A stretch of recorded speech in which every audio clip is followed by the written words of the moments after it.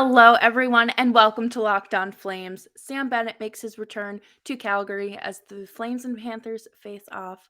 Can the 4-4-4 at home Calgary Flames fight off the Panthers, who are just above 500 on the road?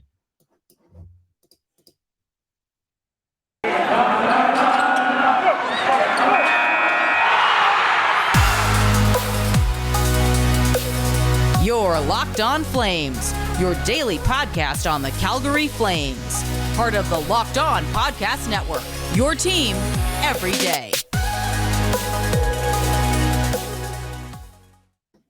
Hello, everyone. I hope you're having a fantastic Tuesday today. I'm your host, Jess Belmosto of the Metropolitan Riveters Public Relations team, as well as a NHL writer for the last 6 or 7 years. I cannot believe it's been that long. Thank you for making Locked On Flames your first listen of the day. You can find us anywhere you get your podcasts, and we are also free 99 on YouTube. If you're like me, if it's free, it's for me. I think it's a great deal. So tonight, the Flames, the unpredictable Flames, give us a small dash of hope.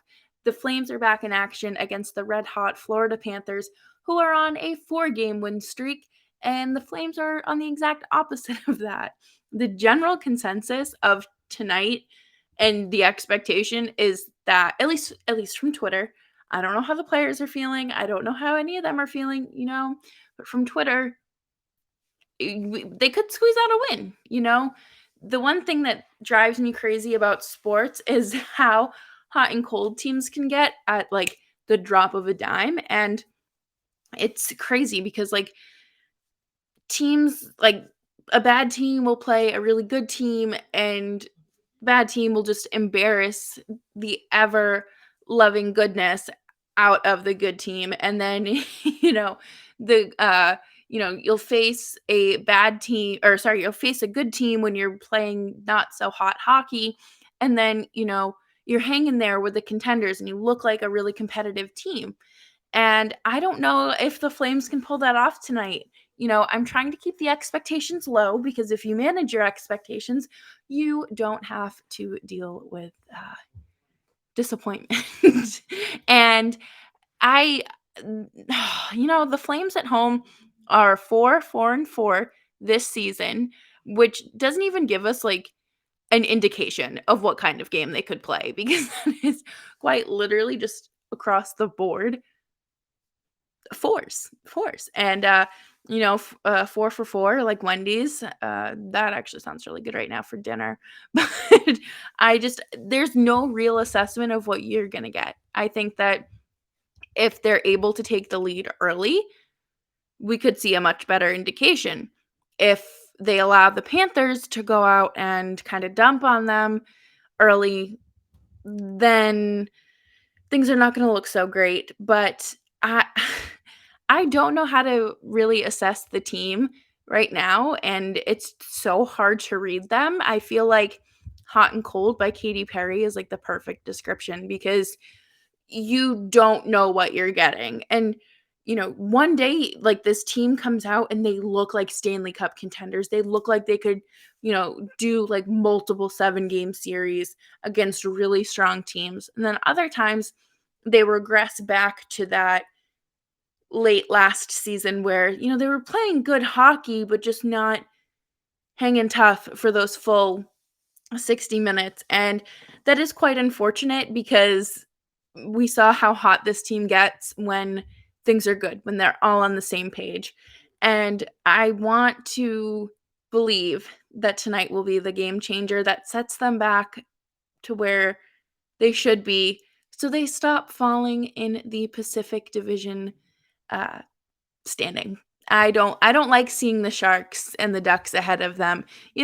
Vegas I can tolerate, but the Sharks and Ducks, man, come on, you guys. The Tankathon. What are we doing here? But again, this team is very confusing, and we're going to take a look at the lines here in a minute. But again, just unpredictable, and you don't know what you're getting. You truly don't. So good luck to the Flames because there's nothing. Like, they're not giving me anything to work with here. They haven't played a game since losing to Ottawa, so it's not even like I can say, okay, like, they've bounced back and they've cleaned up their game, but I don't know because I don't go to morning skates. I don't see what kind of games they're playing and what they're doing, but best of luck to them tonight. I really think that this is going to be an interesting one. So, coming up next, we are going to talk about the lines and dissect those a little bit because they do look a little bit more promising than what we've seen in the past few weeks. But first, let's talk about BetOnline AG. Are you interested in placing a bet on tonight's game? Well, head on over to betonline.ag today for their newly redesigned website that will give you all you need to make your sports bets. It's all in one place, very easy to navigate, and their new design is absolutely fantastic. So head on over to BetOnline AG today, sign up for your free account, make your first deposit, and of course, use promo code Locked On for your 50% welcome bonus. And that's all you have to do. That's promo code Locked On when you make your first deposit. Locked On Flames continues. Thank you so much for following along wherever you get your podcasts, YouTube, Spotify, Apple, wherever. And make sure you're subscribed and your notifications are turned on. The thing is, with this team, you either get really excited about the lines or, Pat Steinberg tweets out the lines and you're like, this is the end of the world. And today, I felt a glimmer of hope, like a dash of hope. So you got your first line assembled, stays the same. Mangiapane, Backlund, and Coleman are your second line. Lucic, Monahan, and Dubé. And then your waiver line, Lewis, Richardson, and Ritchie. So, and then you look at your defensive pairings and you just have to kind of cry because they're not breaking up, Zadorov and Goodbranson. So, like I said, the fourth line is being dubbed the waiver line. I think that line needs to change immediately. Pitlick's out day to day, but it really doesn't make that fourth line much better. And again, today at 2:00, I was like, okay, like it's time. Woohoo, let's go. And there's nothing from the Flames. I think it was Edmonton and another team. And it's just Tampa Bay and another team, rather. And it was just so disappointing and so confusing. Like, what is Brad Treliving waiting for? Is he waiting for tonight's game? Is he waiting to see, okay, wow, maybe I should start listening to the armchair GMs on Twitter? I think he should, in my opinion. And it's a little too late for that. We're past the point of wanting to waive these guys. Like, it's let's go. Hurry it up. But I am very happy to see Mangiapane back up on that second line and to have players like Backlund and Coleman on, his line. I think that that's a very strong line. I look forward to the production of that line, but also the defensive abilities that line will bring to the game. Coleman and Mangiapane are two of the strongest two-way forwards on the team. I think putting them on a line together is fantastic. I think that is a very good idea, especially when you're going up against such an offensive juggernaut like the Panthers, and your defense has kind of been bad and like they're just invisible out there on the ice. And 2 goals from the last time these teams met were deflections off of Flames players. So I think that we're going to see these teams kind of neaten it up a little bit, and having Mangiapane and Coleman together, especially with Backlund, I think it's going to pay off. I think we're going to see a lot of success with that line tonight, and I hope I'm right with that. Right now, Michael Backlund is his face-off wins are a 47.7, and that's not. I don't look at this like a like school when anything below a 50 is failing and bad. I think that, like that's still pretty good. Like he's winning almost half of those battles, and the ones that he's not winning, he has Mangiapane and Coleman going out there to get the puck back. uh, you know, it's just going to be a more successful line, and I hope that I'm right when I say that. I really do, because I think that it will be an interesting uh thing to look at, because like I mentioned, they Coleman isn't so much offensively driven. I think that he is definitely somebody who is better defensively, but plays as a forward. Like he's just a forward, but he has the two-way capabilities, and it will truly benefit the Flames tonight. And when I show you a graphic in the next segment, you're going to be a little concerned about how different the Flames are in comparison to the Florida Panthers. And I talked about it with Armando from Locked On Florida Panthers, and we both agreed that, Jonathan Huberdeau is terrifying to play against. And, with Sam Bennett coming back into town, I'm sure he has a chip on his shoulder. Are you kidding me? And I don't want to hear anything about how the Flames should have gotten more for him. The Flames got what he was worth at the time, not what he turned into. Like, that's not how trade works. And I hope that Sam Bennett comes in and enjoys his tribute video and does not score. I'm sorry. I don't want him scoring tonight, because I don't want to hear any more about Sam Bennett being a first line center for the Flames or anything like that, because it was so far out of the picture for them that it just was never going to happen. It was never going to work. Tomato, tomato, it's just let it die. It's time to move on. Find something else to perseverate on. Honestly, it's time. It's time to move on. But coming up next, we are going to talk about the 3 things the Flames need to do or need to avoid to win this game. Thank you so much for tuning in to Locked On Flames. Make sure you're following me on Twitter at Jess Belmosto. It is no secret that the Calgary Flames are a powerhouse. like you see the numbers that they put up against other teams, and you start to worry a little bit. And when you look at comparison, the last 5 games for each player, Huberdeau has 11 points to Johnny's 6. Verhaeghe has 5 goals compared to Johnny's 3. Ekblad, who is a defenseman, has 8 assists compared to Johnny's 3. And plus minus is a useless stat, so we're not talking about that. But excuse me, this team is just miles ahead of the Flames. And you're not going to win when you are stuck playing your little boy hockey. Like, I don't know how to describe it, because it's not like, it just needs to be a more competitive game. And the thing number 1 that they need to do is, play that full 60 minutes. It's so crucial. You can't have your energy up and down, up and down. It cannot look like an EKG with all these lines and blah, blah, blah, blah.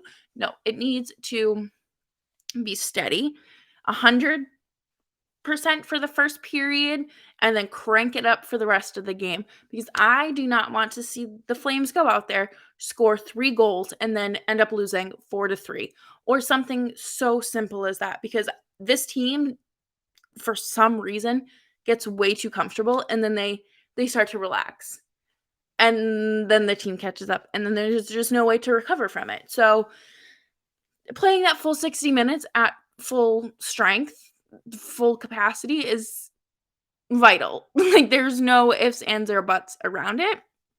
I would hate to see them, like I said, get too comfortable and then scale back and then be unable to recover. And this is the piece that is so important to winning this game, and that is defense. Defense in the last game against the Panthers was abysmal. Okay, you have 2 deflections going off Chris Tanev and I think it was Rasmus Anderson, and they were avoidable. Absolutely avoidable. When you stand there looking like a deer in the headlights, you're not going to compete with the team. You can't go out there and look like a lost puppy dog standing there saying, "Oh, what's my job? What's my job again?" Like, you can't do that, and you absolutely cannot slack against a team like the Panthers. You slack against a team like the Senators, and you look like a fool. You slack against a team like the Panthers, and you're gonna look like an even bigger fool because you aren't learning from your mistakes. That's why I think Blake Coleman and Mangiapane are going to be such crucial players tonight. And obviously, Gaudreau is another strong two-way player as well as Elias Lindholm. But just Mangiapane and Coleman, just something about that line I really like. I think it's absolutely like it's a very attractive line if you are into that two-way hockey. And they're probably going to play better than most of your defensemen tonight. I'm at the way that they're playing, they should probably just replace Zadorov and Goodbranson. Okay, just abolish the pair, kick them out. I don't know where we're sending them. You can't really send them to Stockton, but you know what you can do? You can waive them. You can absolutely waive them, and just let someone else take them. I think that's a good idea. But anyways, something else that they need to avoid is like this is fundamentals, you guys. Fundamentals, and I can't believe I even have to say this, but it is something that this team is not doing, and that would be shooting the puck. They were embarrassing against the Sens. They looked horrific. They had Matt Murray looking like Connor Hellebuck out there. And do you know that is not okay? That like watching the game made me sick. Like I wanted to like be like the Dallas Cowboy fan that like hucked the remote at his TV and like tried to like snap it over his knee because I was so angry, but nothing in life is worth breaking a TV over, especially sports. But it does not take a scientist to figure out that you also need pucks in deep to win. You need to score in order to win. That's how this works. The team that has the most goals, the higher number at the end of the game wins. Nothing, none of this overthinking, getting cute, no overpassing, just shoot it, okay? Like, I understand that we are all trying to, you know, do you guys know what web gems are? Do you remember those from ESPN as a kid? Oh man, I hope you do because I just feel really old. But like, none of this. Excuse me. There just needs to be a solid 60-minute game played at least 100% through all periods, okay? And I'm telling you right now that you need to watch that second line. You need to watch how they play together, and I will eat my words if I come back and that line is horrific. But like I said, probably going to be better defenders than your third pairing tonight, and that is not something you want to look forward to. So that's the Calgary Flames experience hockey because you never know what you're going to get. And it's kind of fun because, you know, there are times where Goodbranson does go out there and you're like, hey, like, okay, like, I see why we signed you. And then other times you're like, I wish I could slingshot this man to the moon and I hope he never comes back. And same with Zadorov. What is the point of taking all these penalties? There isn't one. And that's, again, why we traded Sam Bennett, which will probably be most of his tribute video is him in the penalty box. But thank you all so much for tuning in to today's episode of Locked On Flames. I am looking forward to chatting with y'all tomorrow, talk about the game. Hopefully, it's a win. Hopefully, we see some strong hockey coming out of Calgary tonight. And I will chat with you all on Twitter at Jess Belmosto. And if you're watching on YouTube, you can see it right there. And of course, you can follow me on Twitter, yes, at Jess Belmosto. Make sure you're subscribed to the show. We'll talk more about this game tomorrow. Thank you so much for tuning into Locked On Flames. This is a Locked On Network special, and I am seriously betting you right now that your second line is better than your third pairing when it comes to defending. Okay. Thank you all so much for tuning in, and I will chat with you all